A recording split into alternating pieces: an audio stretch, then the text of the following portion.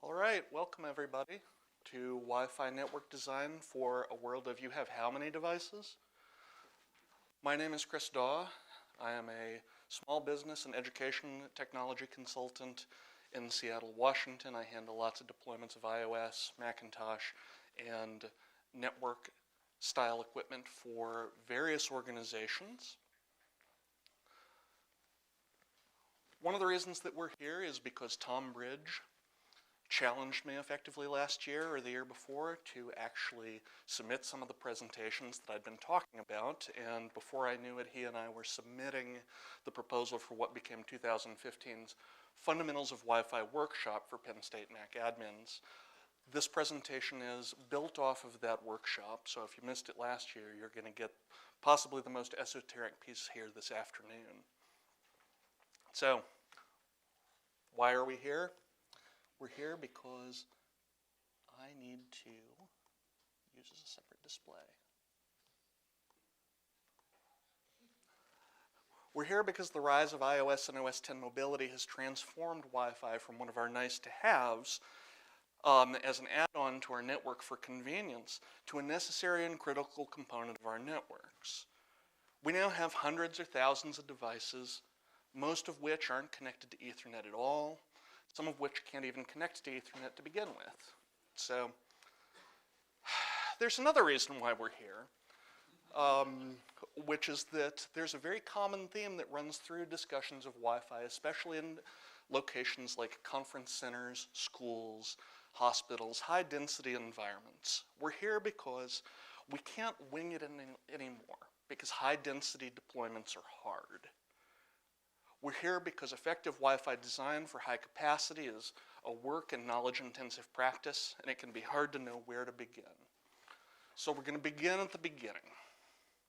And what we're going to do today is we're going to explore a process for designing and building a network. We're going to talk about 8 different elements, and this is going to be kind of a long list, but I'm going to go through it because the whole thing is kind of run on. We're going to talk about reviewing your customer and organization requirements. We're going to talk about understanding your site and its effects on your design. We're going to talk about the infrastructure requirements for deploying a Wi-Fi network effectively. We're going to talk about your radio frequency planning, your capacity planning, and just an interjection here, is there anywhere here that you see spending money on equipment? Are we spending money on equipment yet? No, we're not going to get there for a while. We're going to start to talk about design techniques and tools, network installation, testing, validation, and adjustment. And I want to start with understanding customer and organizational requirements for a Wi-Fi network, but I want to interject again about budget. Because one of the key takeaways, if you take away nothing else from this session, I want you to be able to go back and say, a modern, dense 5 gigahertz Wi-Fi network that will support all of these iPads, iPhones, and MacBooks requires a lot more equipment than an older 2.4 gigahertz network did. Anybody who brings you with a project that starts with a budget prior to the other steps in designing the network, they're going to give you a project that's going to prove to be problematic. And this is one of those moments where you might want to just say, hold on, let's take a step back. We need to do the consulting or work with the engineers to get through the design piece in order to figure out what we need before we come ask you for money to spend. Another way of putting that is anybody who comes to you and says, I need to cover a 12,000 square foot shipping warehouse on a $5,000 budget is someone that you may want to back slowly away from. So again, back to understanding client devices that for your organization needs. Different Wi-Fi clients have different chipsets, different antennas, different transmit power ratings, and that means they perform differently in different environments.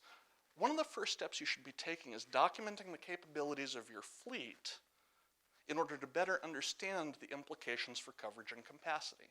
Well, what does that mean? In general, vendors find a place to document the performance characteristics of their equipment. Apple has traditionally been kind of hit or miss about this. If you go to Apple's website and look at the spec sheet for an iPad Pro, they won't tell you what the Wi-Fi specs are.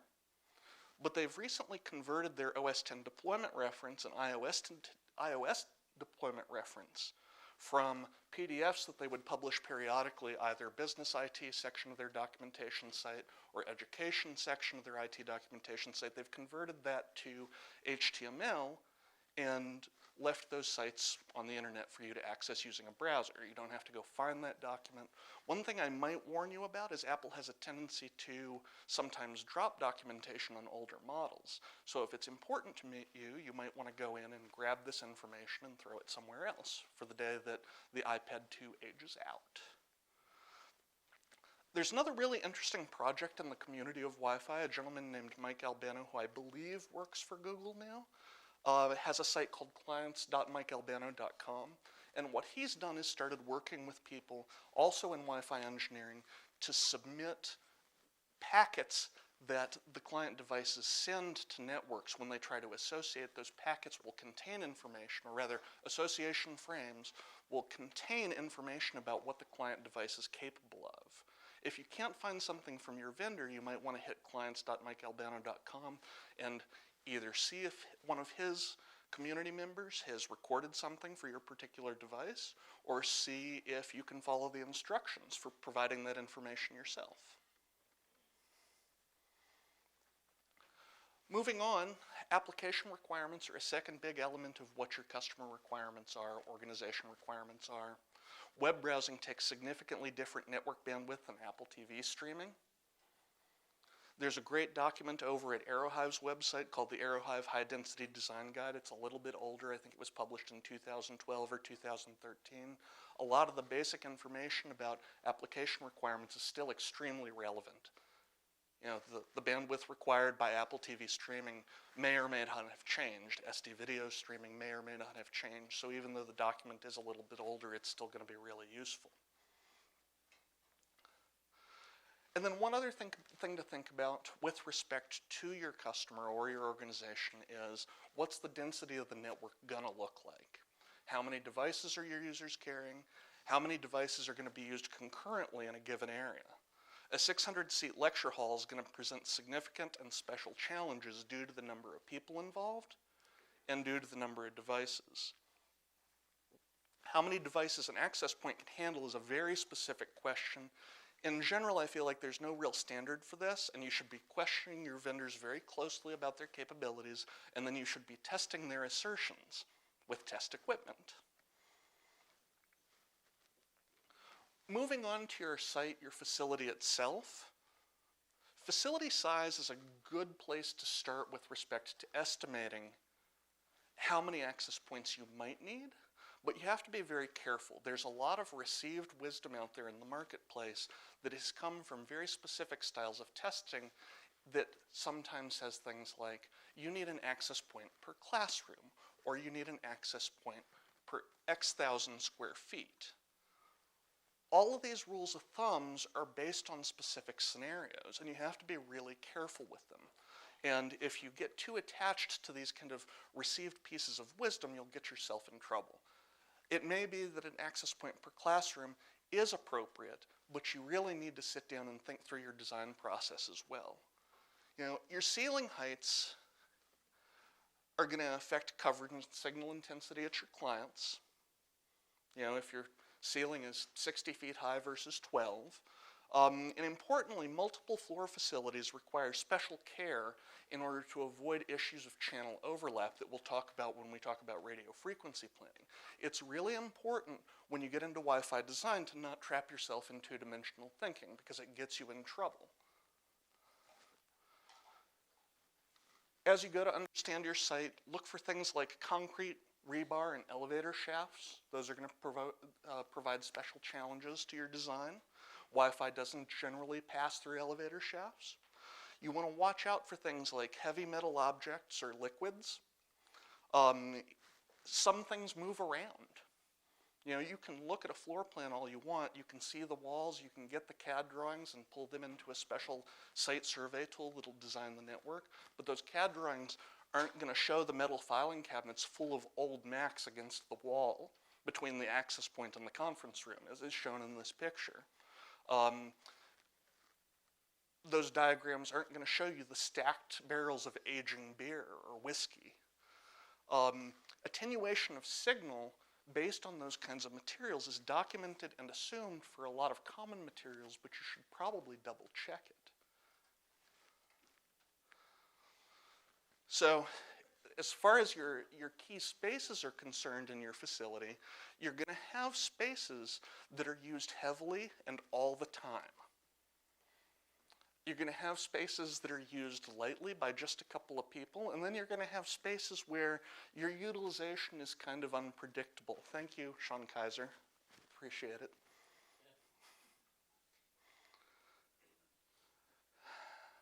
As you look at this, you want to look at the wireless network environment itself. You can use tools that will show you the networks that are available in your neighborhood, tools that are networks that are available in various parts of your facility. You want to kind of take a close look, especially if you're in a dense urban environment.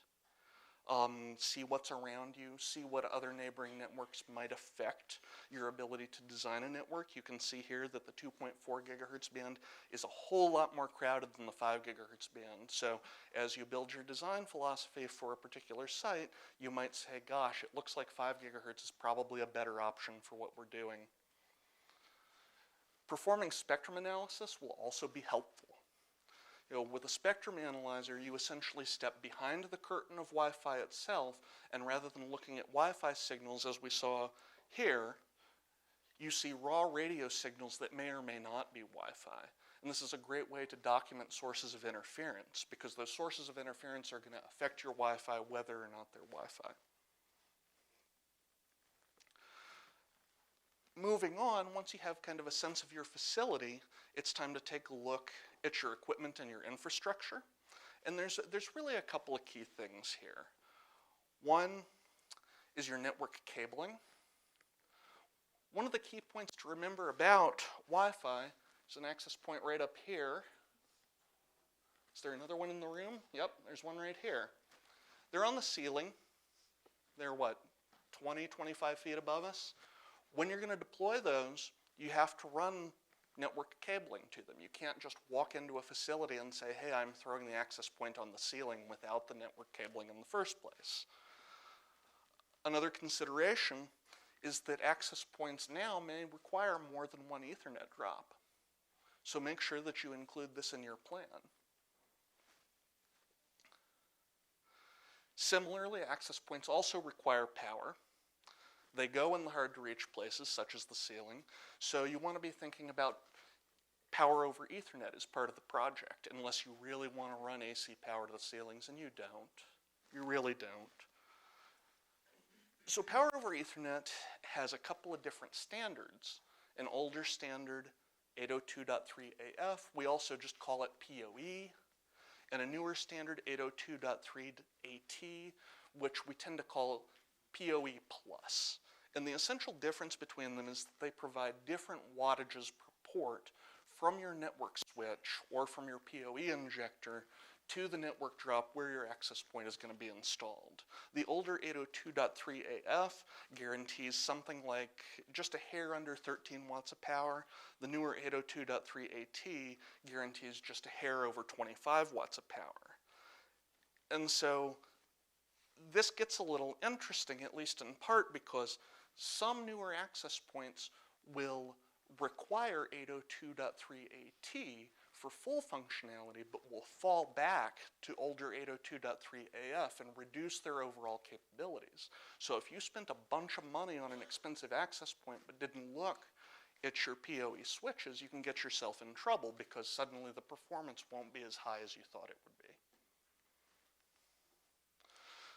So let's play around with this a little bit and talk about PoE budgets. This is a Zycel GS1900-8. It's a small fanless sort of smart PoE switch that I carry with me on my kit.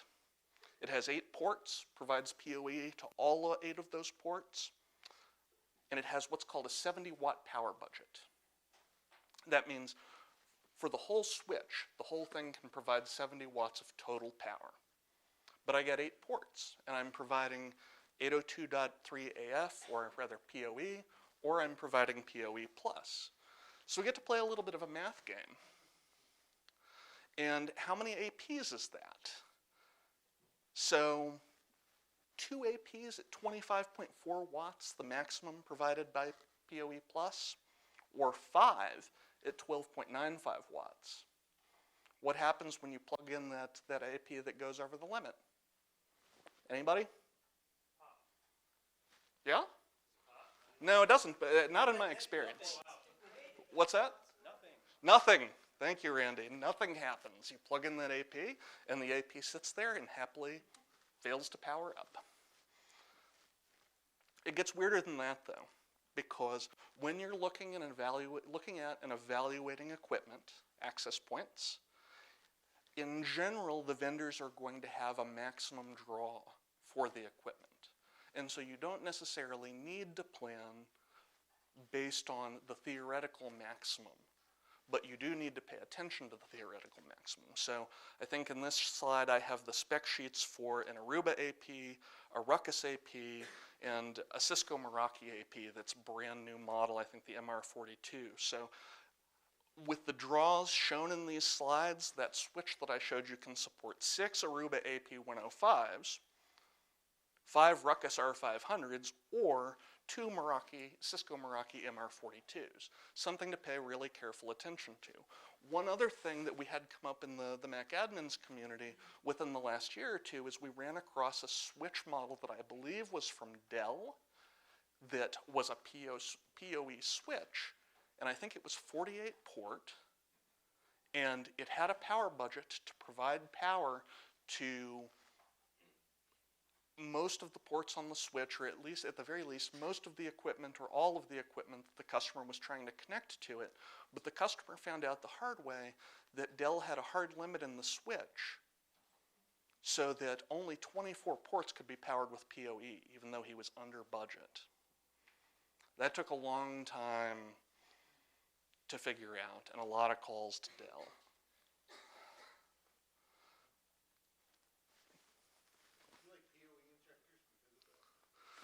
As a personal opinion, sorry.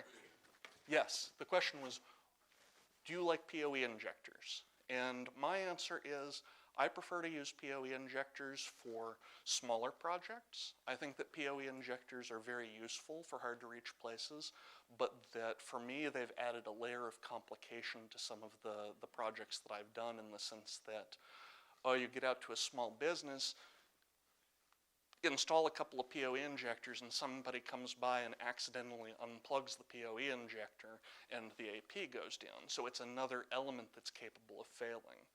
Otherwise, I don't really have a problem with them. And I read at one point that there are companies that make patch panel installers that will inject power into a large number of ports for you.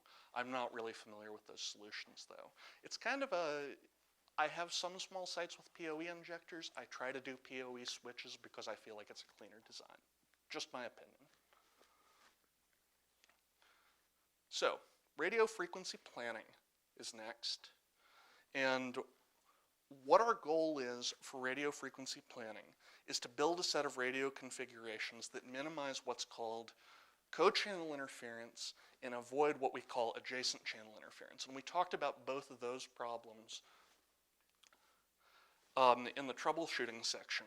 But, so co-chus are what? So, you're at a party catching up with a friend in the corner of the host kitchen. Each of you listens and talks in turn. This is what Wi-Fi does too. It's a decent analogy for a low utilization environment. It works pretty well too as you add people to the conversation. But now there's a bunch of loud conversations going on around you. That guy over there, with his own friends, he's drunk and he's loud and he's spoiling Game of Thrones, and you can't help but listen, and it's distracting enough that you can't focus on your own conversation as well. That's kind of co-channel interference. Every device, client, and access point that's using a given Wi-Fi channel must tolerate the traffic from all the other devices around it that it can hear. and it has to act cooperatively to try to allow all devices to take a turn to transmit. So adjacent channel interference. It's a little bit different. In adjacent channel interference, an environment that has different APs on different but partially overlapping channels causes transmission collisions, but the devices aren't using the same channel, so they can't act cooperatively to tell one another to back off, I need to finish this transmission. They don't communicate. They simply collide, and then they try to retransmit. Talking about the older and now somewhat legacy 2.4 gigahertz Wi-Fi band, this becomes relevant because the 2.4 gigahertz band for North America was designed with 11, I think 22 megahertz wide channels that are spaced at intervals of 5 megahertz. And this gives us an environment where the only way that we can have non-overlapping APs, non-overlapping clients, is to strictly assign our APs to 3 channels, 1, 6, and 11. This is the way you don't get them to overlap. 2.4 gigahertz is effective at longer ranges than 5 gigahertz, but provides lower overall performance. So I hesitate to really say that it's legacy. It's going to be useful in some environments, but these limitations with respect to channel overlap make it kind of hard to use because everybody, everybody's nice. Everybody knows exactly what they're doing. Everybody gets their Wi-Fi equipment and they make sure that it's on channel 1, 6, or 11, and they make sure that they're overlapping as little as possible with other neighboring networks or not. So the longer effective range of 2.4 gigahertz is such that neighboring networks are going to impose co-channel interference and adjacent channel interference from greater distances than you'd expect. You can get interference from across the street, up the hill, that kind of thing. In addition, 2.4 is subject to interference from more of the non-Wi-Fi sources because there are simply more consumer devices that are also transmitting in that band. Finally, poor vendor practices, such as allowing 40 megahertz bonded channels and bad default channel assignments, effectively guarantee that 2.4 is a giant mess in any kind of dense environment, anywhere you go in a city. So, Apple and Cisco recently worked together to publish a mobility design guide. And one of the things that they recommended is that you consider doing away with the 2.4 gigahertz band entirely and focus your planning on achieving complete 5 gigahertz coverage. As a side note, if you can't get away with that because you still have 2.4 gigahertz only devices or you're trying to serve guest devices that may be 2.4 gigahertz only, one of the things that other Wi-Fi engineers will recommend is look really closely at your RF design and disable 2.4 gigahertz entirely on a portion of your access points so that your 2.4 gigahertz coverage looks different, so that it's not as dense, so that you're not creating as much CCI and ACI. And you do this because you're focusing on 5 gigahertz, and when you focus on 5 gigahertz, access points come closer together. 5 gig is a lot more flexible. In the United States, or rather in North America, we have 9 20 megahertz wide channels that do not overlap. Yay! We also have an additional 15 20 megahertz wide channels that fall under what's called DFS rules, and you may or may not be able to use them subject to some other discussion that we'll get into in a minute. In addition, you have options for wider channels. If you go from a 20 megahertz channel to a 40 megahertz channel and your clients support it, you can double your effective bandwidth to the client. You can double 40 to 80, and again, channels don't overlap. Here's a diagram that shows the channels that are available to us in the 5 gigahertz band in North America. There's several bands, and you can see this is an embarrassment of riches, right? You can do all sorts of things with this. I think at this point we have 24 available 20 megahertz channels. We don't have a lot of it. We don't have to have any overlap at all. If we want to double that up, we can get our way to, what is that, 12 40 megahertz channels, and even 6 80 megahertz channels, and hold that thought because it's going to get us in trouble in a few minutes. 5 gigahertz signals suffer more from attenuation over distance, and especially through construction materials, and effectively weaken more rapidly than 2.4 gigahertz signals. Consequently, a 5 gigahertz design is going to require more access points than the corresponding 2.4 gigahertz design, but as was said in the previous section, the attenuation characteristics are such that you can move 5 gigahertz access points closer together or use obstacles to allow you to move them closer together without them interfering with one another. So there are some advantages for design as well. And so then we get into where 5 gigahertz becomes complicated, which is an element of the frequency band called dynamic frequency selection. So what is dynamic frequency selection, or DFS? So the 5 gigahertz, or some of the channels and frequencies in the 5 gigahertz band, share frequencies with a variety of forms of civilian and military radar.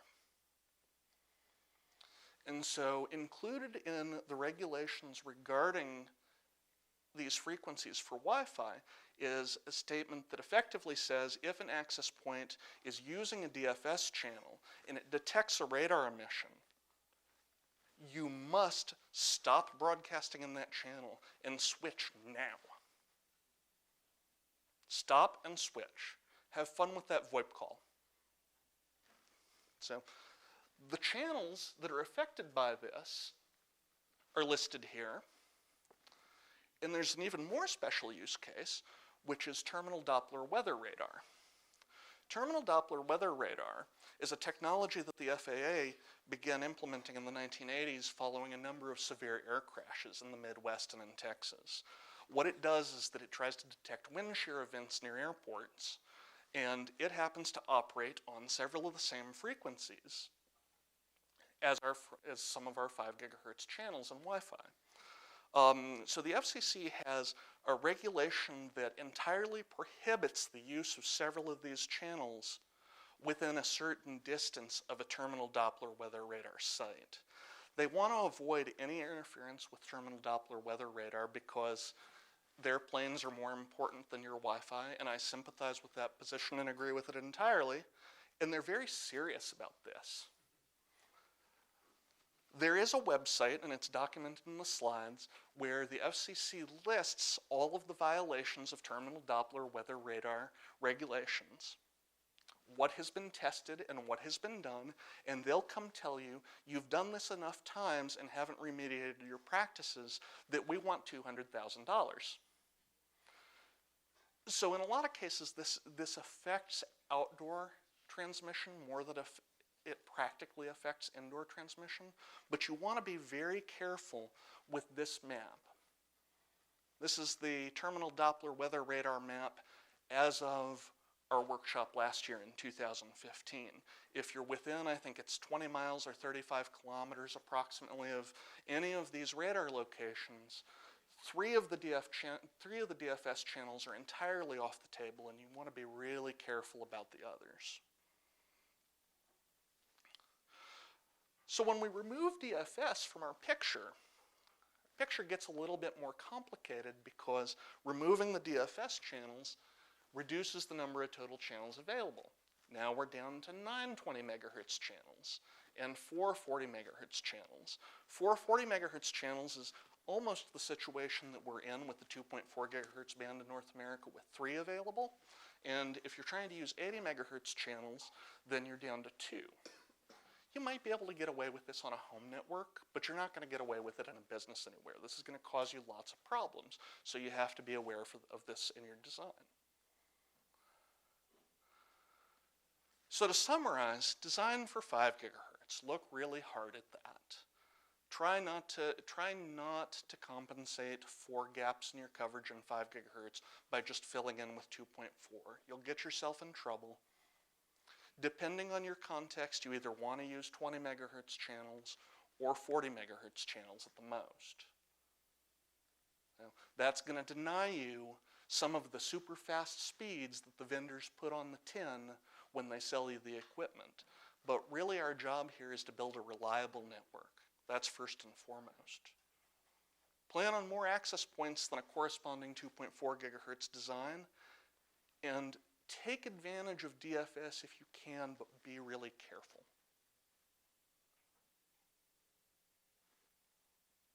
Questions on that? Greg? Are any of the commercial access points smart enough to know that they're in an area where this terminal weather radar thing is? I don't know if they're smart enough to know geolocation-wise, but they're typically required to have sensing built into them so that it's not you that decides that they're hearing TDWR or other DFS radars. They detect it, and they move. So there are also, on the enterprise side, a lot of the product that exists. For example, I think the last time I looked at Aerohive's cloud controller would not let you use the DFS channels unless you also checked a box that says, I agree to switch when the AP feels like it. And I think that recently, this is something we've been talking about in the Slack channel, I think recently Cisco Meraki made some changes going in that direction, because Cisco Meraki was having some problems where you could turn off DFS, but you could still assign the DFS channels. And I think as of the most recent firmware update, that's no longer the case. Thank you, Owen Pragle.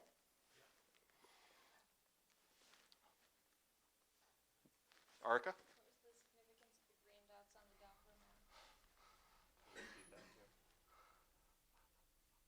I do not know the answer to that. It may be that those are the newest, but that's only speculation on my part. Thank you. So on to planning your network for capacity, and I'm not doing the microphone thing, so I'm busted. So Greg's question was, does any of the enterprise-grade access point equipment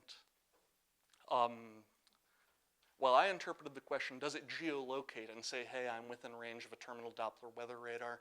I don't know the answer to that, but I do know that the equipment is designed to switch when it detects it.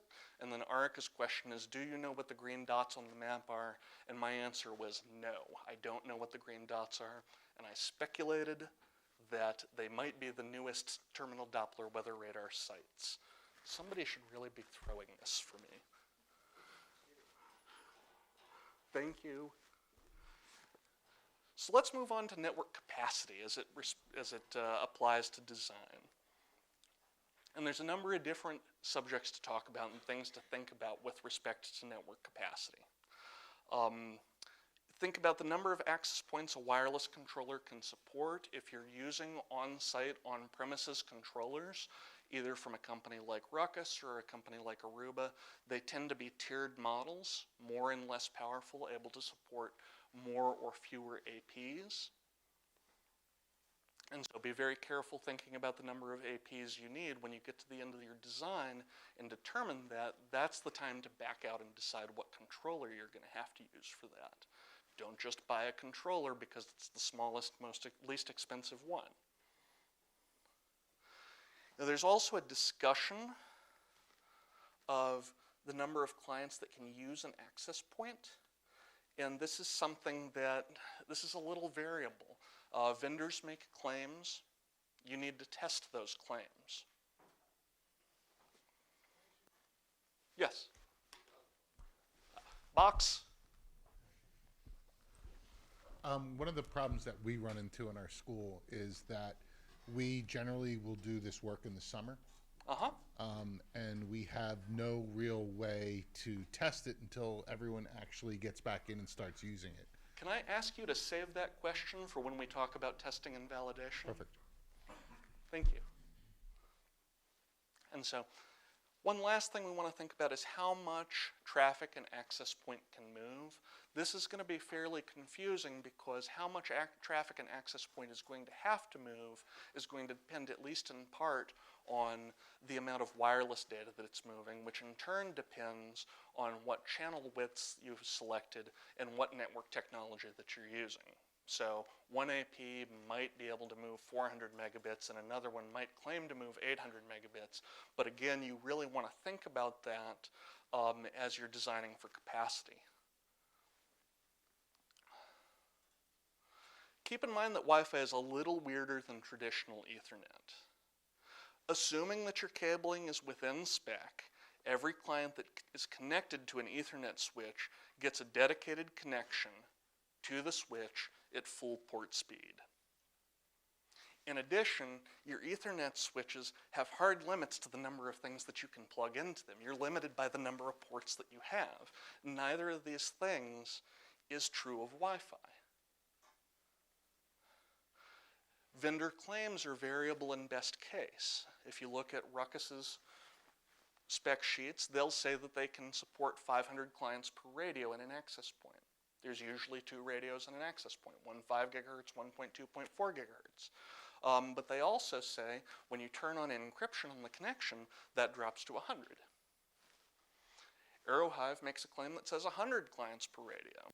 And then Cisco Meraki has a high-density design guide that classifies 40-plus clients as high density and sort of suggests that more access points at this point would be a good idea for you. Another thing to keep in mind is that a Wi-Fi access point does not behave the way that a switch does. Does anybody recognize this piece of equipment? Do I have some hands who recognize this piece of equipment? This is a 24-port, 10 megabit Ethernet hub that may have been built in 1997. I recently pulled this out of a customer box of retired equipment. It was in a box of retired equipment, but they gave it to me as a souvenir. Because Wi-Fi depends on a shared medium, you want to think about it more like an access point, more like a hub. But oddly, you have to think about it as one that doesn't necessarily have physical connection limits. So I can add more clients, I can add more clients, and I can add more clients. And then finally, consider the fact that the further you walk away from an access point, the more the signal and your connection is going to degrade and the slower your connection is likely to get. This is different from Ethernet, where if your connection is 100 feet long or 300 feet long, it doesn't matter. You're going to get that gigabit. You walk 300 feet from an access point, maybe you'll sustain something like 12 megabits, but it's not going to be that 1300 megabit that whatever vendor put on the side of the box. And so now things are going to get strange. And we're going to talk about something called airtime. And this is a complicated, esoteric discussion that I have a hard time grasping. And it adds a layer of additional complexity to your network design. And understanding airtime is key to understanding how different devices interact with the Wi-Fi network and how those different devices further affect the performance of a network. As we talk about airtime, you'll see why depending on what the clients you documented at the beginning of your project could demonstrate that God, that's a confusing sentence. As we talk about airtime, what you're going to see is different clients affect your network in different ways. So much for editing. So what airtime is a calculated percentage of the available transmission time a client device will utilize to move a certain amount of data. It's expressed as a percentage, and the percentage is derived from the application bandwidth requirement and the real client performance, which is going to be interesting in and of itself. So your client performance at a particular speed is going to be listed as a TX rating. So let's say it's listed at 140 megabits. Remember that Wi-Fi is a half duplex technology, and so your effective maximum performance is half of that minus overhead. And so let's work through an example of this. The calculation for airtime is bandwidth required divided by real throughput yields your percentage as a decimal. And if we bring our friend the iPad 2, our old friend the iPad 2 into the picture and say, hey, we're going to be streaming SD video to an iPad 2, we look at the spec sheet for the iPad 2 and see that its maximum Wi-Fi throughput is 65 megabits per second. Maximum theoretical. If we're a little generous, we might say that that translates to 30 megabits per second of real performance. Because again, Wi-Fi, half duplex technology. You look at your transmit rate and you take half of that minus some overhead in order to get what you can actually expect. So let's divide a megabit by 30 megabits.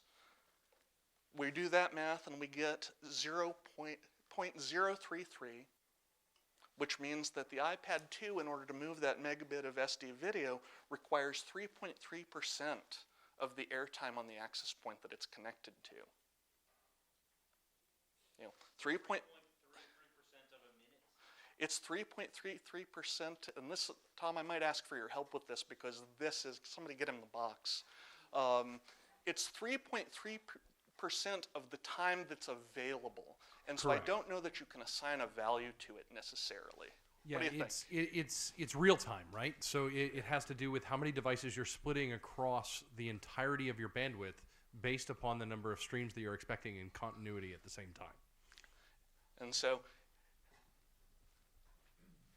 to sort of to drag this out a little bit, in theory then 30 of these iPad 2s would use 100% of the available airtime on your access point. And this is independent of the capabilities of the access point. I don't care if this access point is advertising 1300 megabits throughput on the box.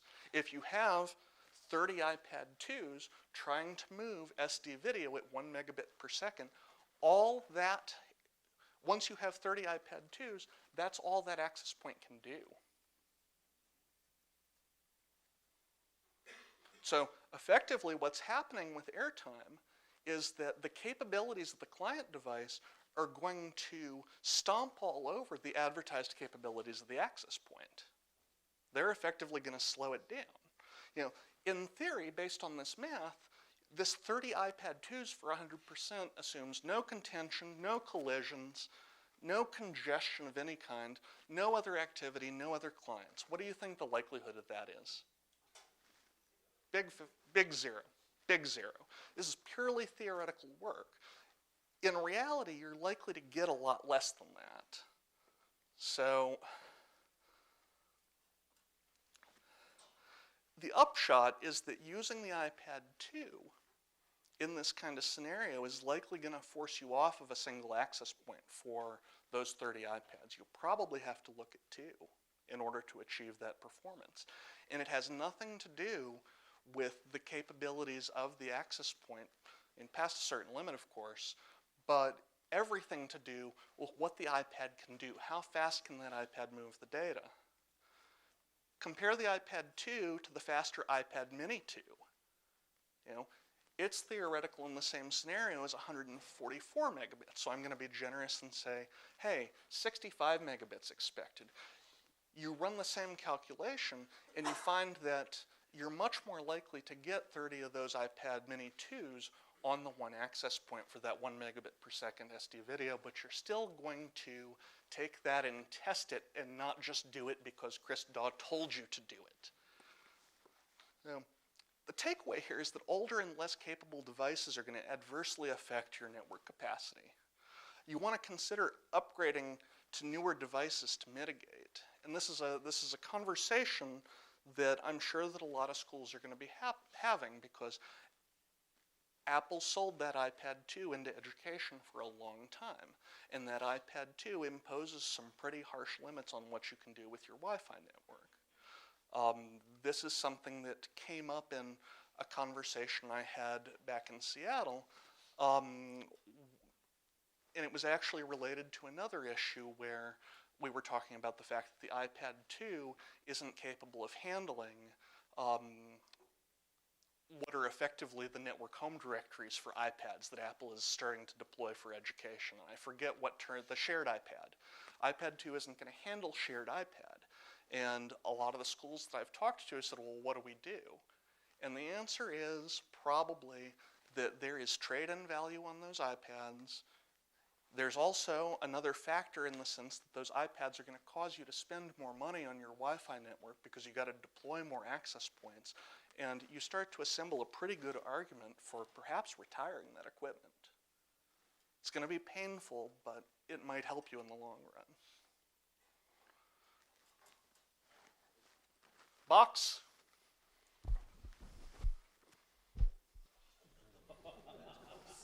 That was close. I have a question about the airtime. Is when that's calculated, is that per radio? Is that for the entire access point, or is that per SSID? If there's more than one SSID being broadcast? Throw it back to Tom. I think he has an answer. Okay, good. It's still on. So it's delicate, right? And so you're assuming a pure channel environment. And so if you're dealing with multiple radios on your same access point, you're going to have co-channel interference, and your value is best effort at that point. So you're hoping like hell you're all alone on your channel. If you have other SSIDs hanging out, that's going to cut into your airtime. If they're on the same channel. That's why you generally want to make sure that SSID overhead is limited as much as humanly possible.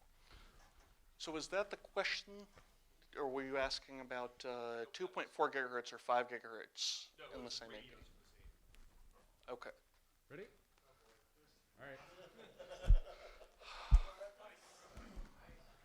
All right. So I have a question. This relates to we've thought about doing this in some environments where 2.4 is an issue and we're trying to force people off of it.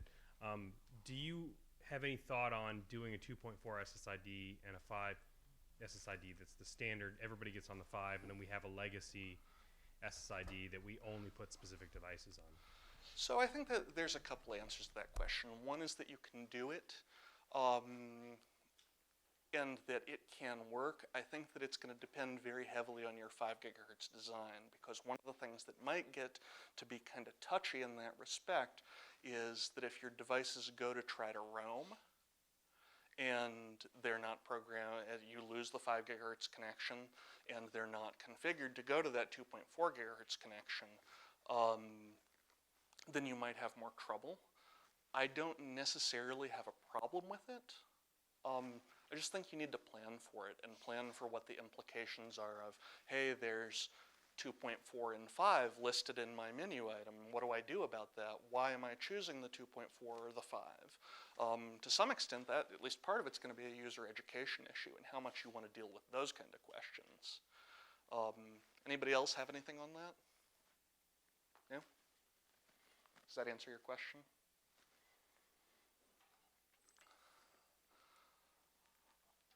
All right, so we talked a lot about what the principles are with respect to designing a network, and what we've realized is we have a whole lot of homework to do, we have a whole lot of information to collect, and suddenly my work is less engineering and more actuarial, more just crunching numbers to make this work, and boy is this uninteresting. And there are a lot of tools and techniques that are going to help you with some of this stuff. One of the tools, and this is a tool that was published within the last year, there's a blog that a lot of us who do Wi-Fi read, written by a gentleman named Andrew Von Nagy, called Revolution Wi-Fi. And one of the things that he did was he decided, gosh, this capacity planning stuff is just really complicated. What if I created an Excel worksheet that took as input all sorts of information about the capabilities of your devices and the capabilities of your access points, your desired performance, and then spit out a prediction of what you need. You can go to Revolution Wi-Fi and you can download that capacity planner. He provided it back to the community as a free tool. He also has a 45-page PDF on how you use it effectively. And so it's something that if you're really going to do network design, you probably want to dive into. Beyond that, as you go to your design process, one of the things that you're going to find is that something very helpful is a product called predictive surveys. And predictive surveys have superseded the old technique for designing a network, which is called AP on a stick. AP on a stick is a design technique where you essentially take a pole, and this is a commercially designed AP on a stick survey tray or survey cart.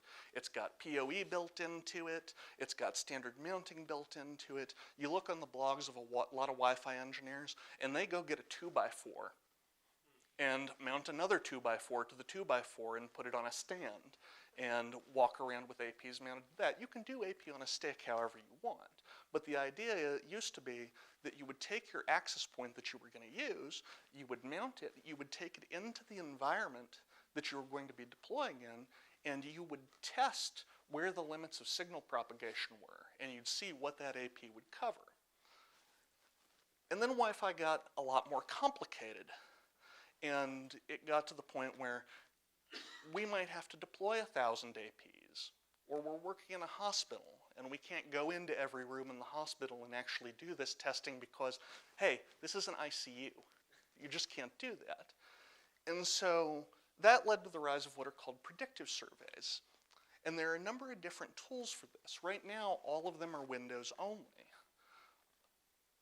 But a predictive site survey application allows you to plug information about your environment into the piece of software, and then takes information that you give it about the characteristics of your desired design and tries to build a design from it. So, in other words, you take a floor plan and you plug it into the application. You then use a tape measure, laser rangefinder to scale the floor plan so that the software knows how big it is, and then you draw in obstacles. You draw in walls, you draw in windows, you draw in everything you can. Most of these applications have a variety of pre-built obstacles that you draw that include assumed values for the attenuation of signal. So, oh hey, this is standard drywall. This drops the signal by 3 dBm. And so you just draw the walls in. Draw in everything you can, and then plug in things like the network requirements. And it's probably going to be hard to see, but this is the set of network requirements for an autoplan function, Ekahau Site Survey Professional. It asks you to enter what your minimum desired signal strength is, what access point model that you propose to use, what frequency band you wish to prioritize in the design, and advanced information, things like what's your preferred channel width, what are your ceiling heights, so on and so forth. And you say create plan, you click the button down there, and Ekahau Site Survey goes ahead and lays out the number of APs that it thinks you need in order to do a full coverage network in the floor plan that you've given it. There are a number of tools for this. Tamograph Site Survey, NetScout Air Magnet, formerly Fluke, a number of different applications that do this. In this case, using a facility that I work with in Seattle, Ekahau Site Survey said that I needed 4 Cisco Meraki MR32s. But there's something interesting about this, which is that it goes ahead and includes both the 2.4 gigahertz coverage and the 5 gigahertz coverage. And so that's curious because I asked it to prioritize 5 gigahertz. And again, I'm very new to Ekahau Site Survey. I haven't really used it much. But I'm going to go ahead and click on that button that turns off 2.4 gigahertz. And so now the 2.4 gigahertz is no longer part of the design. That's an empty office, but that's a conference room. And we don't have sufficient coverage if we're not using 5 gigahertz. You click anywhere on the map, and Ekahau Site Survey will show you the expected RSSI, the expected signal strength in that location from every one of the APs that you've included in the design, and will also say, hey, your requirements aren't met in this particular part of this facility. So what I'll do is I'll drop a 5th access point into a location and have it visualize that, and that's essentially my guess. I'm going to drop that access point to an area that appears to be underserved, and now it appears to be served. You can iterate on this and iterate on this and iterate on this. And this is the point where you've thought about your capacity, and you've thought about what equipment you wanted to use, you've done a guess at coverage, and you've done a predictive site survey, this is the point where you can maybe think about spending a little money, because what you can do is now you can do some AP on a stick, because you'll go buy one of the access points that you propose using, put it on the stick, install it in one of the places that the site survey application suggested that you install it, and validate the prediction. Make sure that the prediction holds true to lived experience. And then once you've done that, you have something that looks a little bit more like an access point count, the amount of equipment you're gonna use. So you can go back to your management and you can sing a song of sixpence. And hopefully get the money to implement the design. Then the equipment arrives and it's time to install. So, yeah, not like this. Equipment is designed to be mounted in certain ways by the vendors. By and large, access points use omnidirectional antennas that are shaped in such a way that the access points are designed to be optimally installed on the ceiling. Walls are usually okay, although your signal coverage characteristics change. And you want to remember the inverse square law. The further away you get from the access point, the lower the signal is going to be. And if you mount things vertically, you're going to send more of your signal in a different direction. Don't waste APs. Think about it, really work to get them mounted on the ceiling, like this. This is an Aerohive AP120 mounted to the ceiling of my office, because do as I do, right? Not like this. So, the airport on the left sits on a desktop between a copier and a few reams of paper. The AP in the middle is located in the linen closet of a medical practice where they wash their robes for patients after they're used for treatment. One of the interesting things about that is that AP is installed, well, first of all, it's not mounted on anything, but it's way, way, way, way, way, way back in the back. And one of the things that I get out of conversations with that particular location all the time is, hey, you know, the Wi-Fi doesn't work very well. I know. And then finally, the access point, the Airport Express on the right-hand side, is underneath a liquor cabinet full of glass topped with bottles. It's not real effective for wireless coverage. So watch your installations, take the time to do the job right. And once you've done the job, it's time to validate the job. And this is where the comment and question a little while ago, can we have the box spec, the gentleman with the beard there? You remember your question about validating the design? I work in a school. What's that? I work in a school. We do all of our work on this type of stuff in the summer. We don't have the, 500, 600 students per campus in when we're installing. We don't have the ability to test until people actually get into the building and we can see what it really is like when everyone's there. Is there a way to test it before that?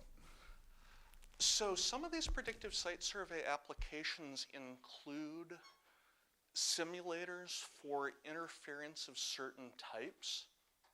I'm not sure if any of them include interference simulators for a crowd, but one of the things to keep in mind as you think about your design and how this goes way back to the discussion of how your facility is being used, is this idea that, big bag of water. I'm a big bag of water. Everybody in the room is a big bag of water. A crowd of us together has a way of attenuating radio signals. And so one of the things that you'll need to do is find a way to simulate that. I can look after the session and see if some of the higher end site survey tools actually simulate the presence of a human crowd, because I don't know the answer to that part of the question. But if they don't, the only other way you're going to accomplish real world readings is to take the readings in a real world situation. And that's one of the challenges of Wi-Fi and one of the things that makes it as much of an art as a science. It's like there's not a great way to predict. You got to try it. So just real quick on the validation piece. One thing that's easy to do on a Mac is run a passive survey with NetSpot Pro. And in a passive survey, what you do is you walk your laptop running NetSpot Pro around a facility that you've applied a scaled floor plan to, and you say, hey, NetSpot Pro, I'm standing right here, take some signal readings, and then roll these into a map for me. And when I said that digging into client capabilities or power ratings and FCC documentation was the least interesting thing in the world, I was actually lying to you about that, because this is called a step-click survey. You take your laptop, you walk, you pick a spot, you click, you wait 30 or 40 or 60 seconds while the laptop gathers data, you see how big of an area it covered, you take another few steps, you stop and you click, and on and on and on. There are actually site survey rigs for Wi-Fi engineers that allow you to throw a harness over your shoulder and walk around with the laptop on a tray so that you're not carrying it. The first site survey I did with a 2010 15-inch MacBook Pro for an 8,000 square foot facility, walking around like this, and for a couple of days after work I had ice on these muscles for a couple of hours, because it gets to be kind of, it's repetitive, it can be painful. You want to be, from a human standpoint, you want to be careful with that. So in this passive survey, and so I said, do as I do, don't do as I did. Don't follow previous Chris. In my passive survey of my own office, again, I had been lazy when I installed 2 AeroHive AP120s in my office because it wasn't a very big office. I wanted 2 AeroHive APs just so that I could play around with roaming and things like that. And of course, because I'm busy, I threw this one on top of a box that stayed there forever, and this one was on top of a shelf, left them there, and then the time came when I wanted to actually demonstrate how good my design was by doing a site survey of my own office. And I walked my office, looked at the 5 gigahertz, and found that I had a dead space up at the front of the office. Conveniently, this is where we have meetings in front of our whiteboard. So this is where we use Wi-Fi most often, is right here. So I'm able to then, what I did then is I went ahead and said, okay, I'm going to go find my drill, and I'm going to go find a ladder. I don't have a ladder. I'm going to find a kitchen chair because the ceilings aren't that high. And I'm going to go ahead and I'm going to move the AP to the ceiling closer to the front, and then I'm going to rerun the survey. Keep in mind, this meant I step-clicked through my office twice. This is only 15 or 20 sample points. This takes 20 minutes, half an hour. Depending on the level of granularity you go to in trying to gather information, it's easy to spend 2 or 3 hours just clicking through a facility. I did a survey north of Seattle recently where we figured out that some of the access points weren't actually powered on. And so I did about 6,000 square feet worth of walking and sampling, realized the problem, and then I did it again. It's a long day. But box. So I just wanted to say one thing that caught me off guard when I started using these apps is always read the key, because in some apps red is bad and in some apps green is bad, and so you just need to really be aware of what each color means without making assumptions. Yes, that's a great comment. One of the things that I noticed the first time I fired up Ekahau Site Survey when I was playing around with it is that rather than by default doing a granular color scale where you've got a whole color scheme, what it does is assumes you just want to display coverage. And so the way that Ekahau Site Survey in your predictive planning displays things is that green is good, light green is slightly less good, and then if you get below the threshold of acceptable signal in the design, it just cuts that off as gray. In NetSpot Pro, the default is warm colors are good, and then cool colors are bad.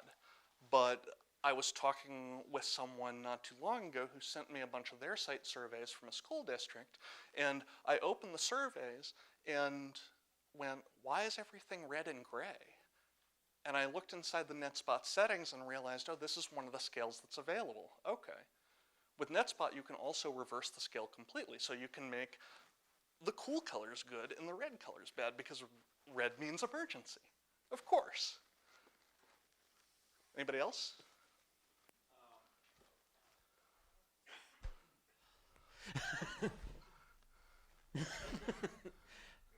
So these suites of software for doing these tedious walks, is it possible to just get a whole bunch of people using it at the same time? I think that's, and I don't want you to take my answer as authoritative, but I believe that one of the reasons that something like Ekahau Site Survey costs $6,000 for a single user is that the Pro version allows you to combine surveys. That's something that we should review and look at. I don't think that NetSpot allows that, and I don't know, I can't really speak to the marketplace because I'm not very familiar with all of the products. I did listen to a presentation, though, by someone on Tamagraph Site Survey Pro who said that, and this is online, you'll find this at the WLPC conference site, Wireless LAN Professionals site, did a presentation that's available online where he talked about Tamagraph Site Survey Pro, which is significantly less expensive, and one of the key differences that he called out was that Tamagraph Site Survey Pro at the time did not allow it, and Ekahau Site Survey did. But I need you to check my work on that. Don't purchase just because I said that. Yeah, please. Just to follow up, so just to take care of the RSI and maybe fatigue bits of this, are the frequencies used for remote control of like hobby blimps conflicting with the Wi-Fi, and does it have the payload capacity to have, say, something like just a really small MacBook or whatever? Are you suggesting using a drone to do your site survey? Yeah. That's Also finding an excuse to buy a blimp. So, you know what I like about what I like about this session, and I like about presenting this session sometimes, is that a lot of the questions I get are answers to which I have no idea. I really don't know. I know that in general, some drones are controlled by Wi-Fi, so that might present a problem. I also know that some drones are not controlled by Wi-Fi. I think that you would also have to take a hard look at whether your application that's collecting the data has a way of just orienting itself on the map and collecting the data on your behalf, because with NetSpot Pro, I walk to a place and I click. And I'm not sure how I would do that with a blimp. It's worth investigating. So let me get through just a couple more things, and then I'll open it up to questions. We're running a little short on time. I want y'all to know about resources for this. A lot of the things that I have read, that Tom has read, places that we go to do research, people that we talk to, blogs that we read. This is the Certified Wireless Network Administrator Study Guide that I am supposed to be reading. This is the first of several exams on the way to being a certified wireless network engineer. Listen to what this does. It's big, it's heavy, and there's a lot in it. There's a security, analysis, and design book that are just as big. And so I'm working my way through this. There's a ton of great information in here. A lot of it's very granular, far more than I've been able to give you today. Cisco recently published a best practices design guide for Apple devices on a Cisco wireless LAN. There's a lot of, it's Cisco specific, but it's also very focused on wireless LAN fundamentals. So you'll find a good set of information there regardless of whether you're using Cisco or not. Aerohive has their high density design guide, which is also a great resource. Doesn't matter if you're using Aerohive or not. And then Cisco Meraki recently published a high density design guide as well that's oriented towards the way that Cisco Meraki does things.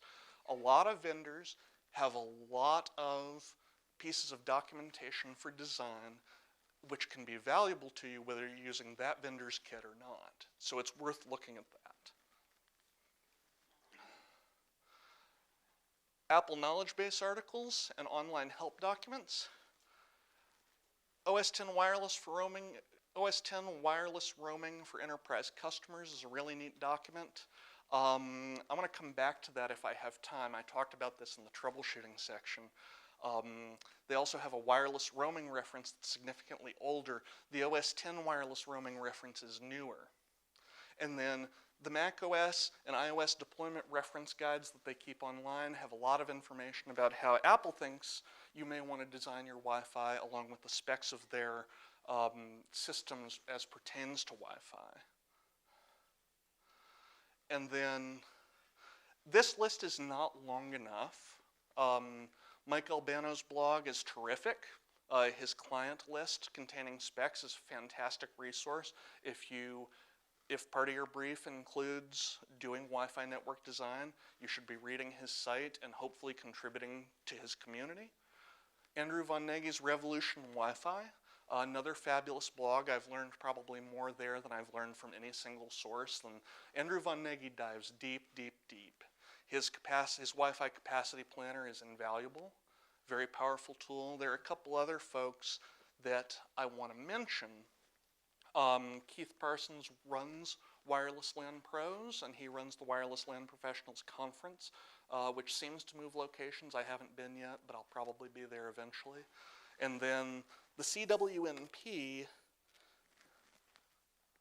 group runs a conference for wireless professionals that now runs twice a year, once in Europe, once in the United States.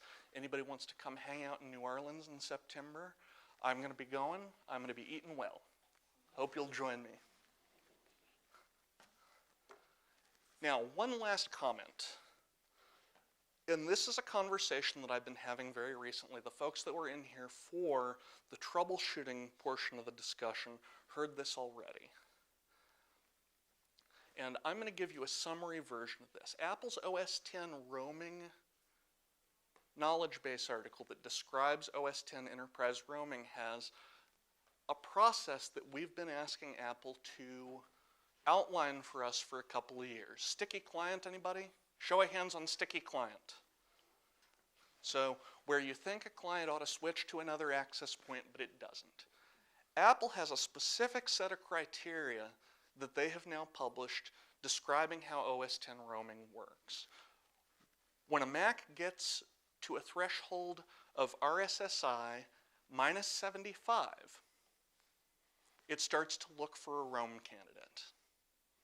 And there's a whole bunch of steps that it takes that I'm not going to go through, but it prefers 802.11ac to 802.11n to 802.11a. It prefers 5 gigahertz to 2.4 gigahertz, and it prefers 80 megahertz wide channels to 40 megahertz wide channels to 20 megahertz wide channels. But one of the things that's interesting about the article is that Apple says we start to look for a roam candidate at minus 75 RSSI, and then all the way down at the bottom of the page, we select a roam candidate that has an RSSI of at least 12 dBm higher than the one that we're connected to. So what's implied by this and not stated by this, or not stated by this page, is what happens if you're below the roam threshold of minus 75, but your next strongest roam candidate does not have an RSSI that it's 12 dBm more or higher. Anybody want to take a guess? Elliot, gentleman in the back, take a guess. I saw your hand first.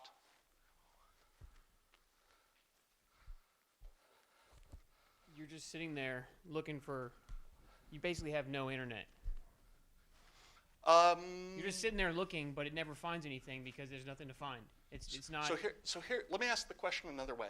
Does the client roam or not? No. No, the client does not roam. And this is something that's implied in Apple's knowledge base article. If you go to the roaming threshold and you don't have a candidate that's 12 dBm stronger, you won't roam. Yeah, it happens all the time when I leave my house.